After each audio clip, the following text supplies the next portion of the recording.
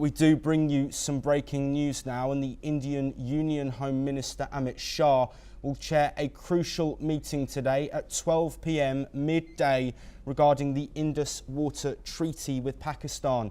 The discussion will focus on the technical aspects of implementing the recently suspended treaty.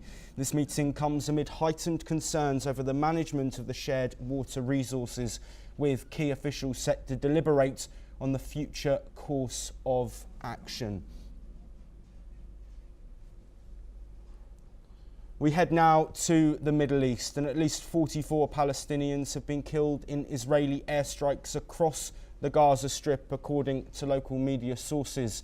While the Israel Defense Forces, IDF, said it struck a command and control center for Hamas and its ally Palestinian Islamic Jihad in Jabalia that was being used to plan attacks. Following this, the Hamas-run civil defense agency said 12 more people were killed when a family home in Jabalia's Ard Halawa area was bombed, and that others were believed to be missing under the rubble.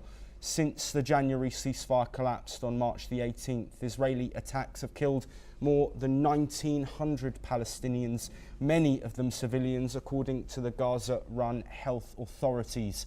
Efforts by Arab mediators, Qatar and Egypt, backed by the United States, have so far failed to reconcile disputes between Israel and Hamas. Meanwhile, Israel's military has acknowledged that it killed a United Nations worker with tank fire in Gaza last month. The incident had taken place on March the 19th when a UN compound in Deir al-Balah was hit, resulting in the death of a UN employee. At the time, the Israel Defense Forces said that it had not targeted the location.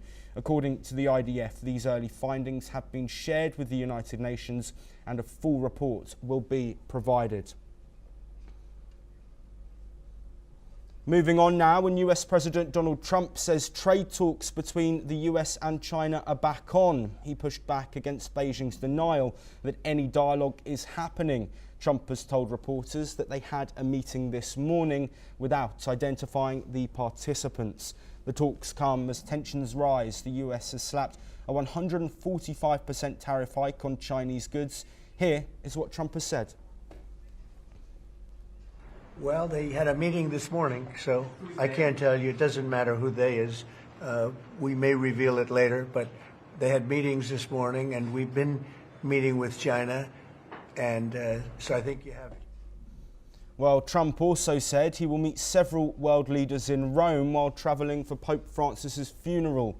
He said they all want to meet. Trade will be a key topic in those talks. Let's listen in. Yes, with other world leaders when you're in Rome? Yes, I will. Which leaders do you want to meet, sir? Well, I'd like to meet them all. That would be nice. I'd like to take care of all of them, but we have many of them there, and they all want to meet. They want to meet about trade. And we are making some great inroads and great... Meanwhile, in China, exporters are still avoiding the local market. The government wants them to sell more at home, but firms say demand is weak, margins are low and payments are delayed. They call domestic sales not viable. In another development, South Korea and the US have finished their first round of trade talks. They want a deal before the tariff pause ends in July. Seoul is asking for exemptions. It's offering help in shipbuilding and energy. Meanwhile, Vietnam has raised bond sales by nearly 30% this year. The money will fund infrastructure. It's also aimed at protecting the economy from new US tariffs.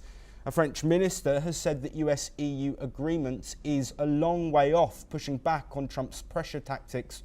Meanwhile, India may become the first country to finalise a bilateral trade deal under Trump tariffs. US Treasury Secretary Scott Bessent said talks with India are very close, crediting New Delhi's lower tariffs and minimal trade barriers for the progress. That is all that we have time for, but we will continue to bring you more of the latest breaking news from across the world.